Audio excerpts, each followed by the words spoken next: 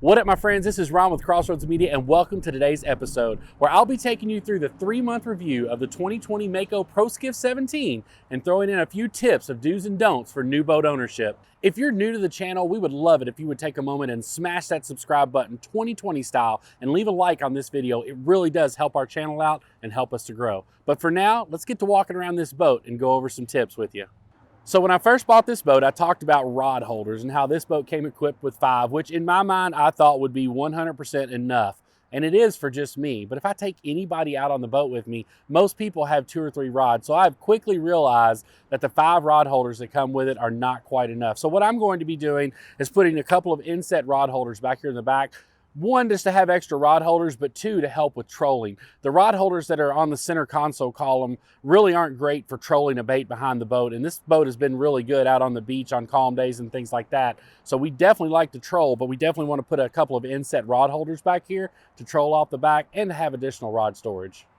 So I did an entire video review on the Minn Kota Power Drive trolling motor, and I'll link that right up here for you guys. So I'm not going to go into great depth about it today, but I will re-emphasize, if you're buying a Mako Pro Skiff, I highly encourage you to get a trolling motor put on it. And if you can do one with spot lock, that's even better. It'll get you up into shallow, skinny water that the big motor in the back just can't get you to. And that spot lock is amazing in deeper water to hold you in place when you find that primary fishing spot.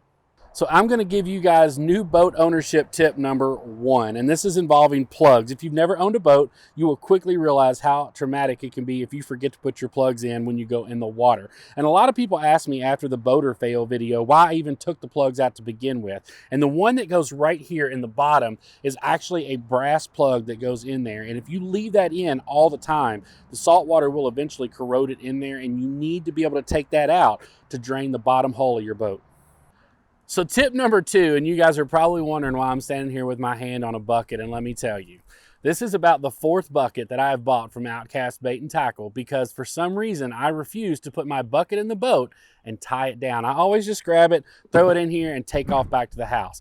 What ends up happening is the bucket blows out. This one actually has scuff marks on it from where Sarah picked it up off the side of the road.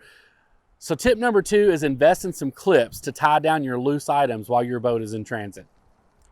So I've had a couple people ask me in videos what the wiring and battery boxes looks like for the Minn Kota trolling motor, so I thought I'd show that to you guys today. What you see up here at the top is the Guest Dual Charge Pro Onboard Charger. I highly recommend getting one of those if you're going to put the trolling motor on, because you got 2 batteries in here that just stays hooked up to it constantly. So when I get back to the house, all I have to do is just plug that into a power cord and it charges both batteries overnight, so I never have to worry about running out of batteries on my trolling motor. So as you can see, most of the storage compartment in the front is still there. It does take up a little bit of room with the 2 batteries and the charger, but everything that I was keeping in there before, I'm still able to keep in there now. My life jackets, throwables, small tackle boxes, things like that. It didn't change the way I stored my stuff on my boat.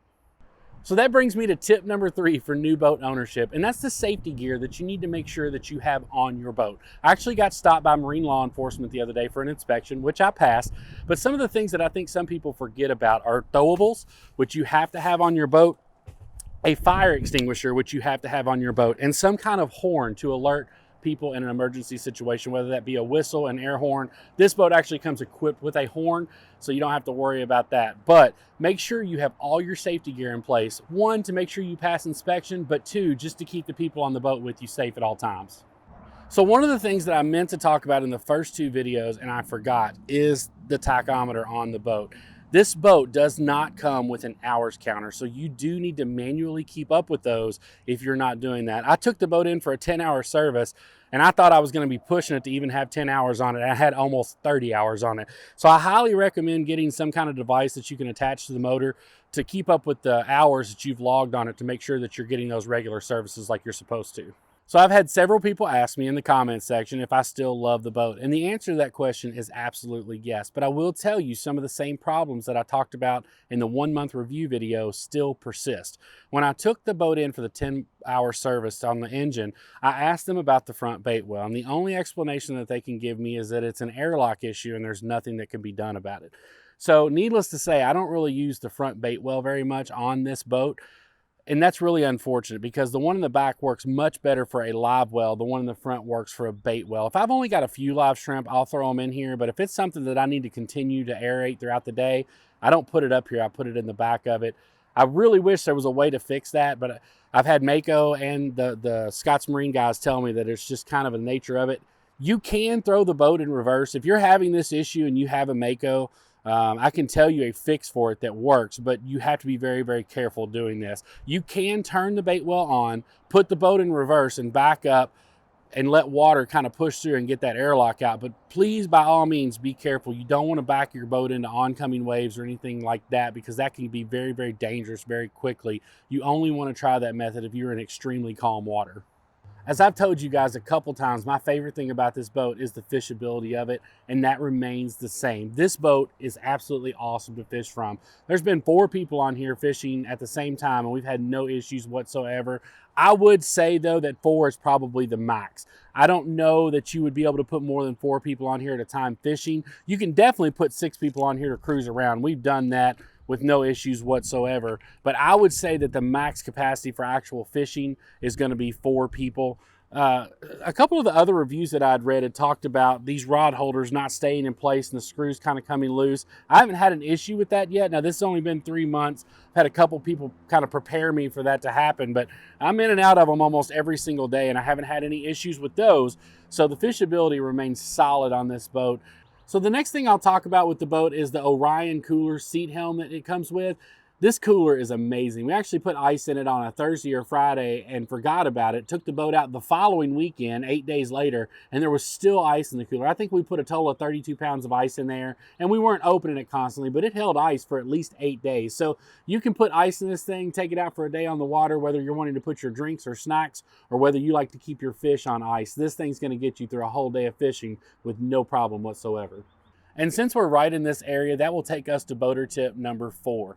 Now, this one seems like a no-brainer, and maybe it is to some people, but I highly suggest that you take your extra boat key and put it in the vehicle that you pull your boat with and hide it there. Because there have been multiple times where I've left the house and forgot to bring a boat key with me, and that key in the truck has saved me. My final tip for new boat ownership is going to center around the gas tank. Now, they should have told you this when you bought your boat, but if not, I'm going to let you know now. The time to fill up your gas can is after you come off the water, not before you go out. What that's going to do is going to keep your gas can full while the boat sits for however long it sits, whether it be a day or a week, and that keeps condensation from building up inside of here, which eventually gets into your motor, and that's what can cause a lot of motor problems.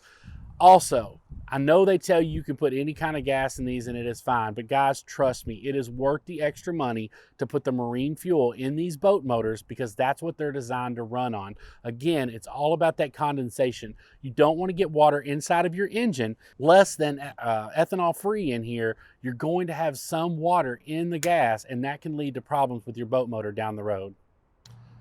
Guys, that wraps up my 3-month review of the 2020 Mako Pro Skiff 17. We still absolutely love this boat. It's been great for me. It's been great for my family. We've had a ton of fun on it, and summer is just now getting started. So if you're considering a budget-friendly boat for yourself, I highly recommend the Mako Pro Skiff 17. And if you're in the Florida area, check out Scott's Marine over in Alberta, Alabama. They're going to give you the best deal and the best service. But for now, this is Ron with Crossroads Media. We hope you guys enjoyed this video, and we'll see you on the next one.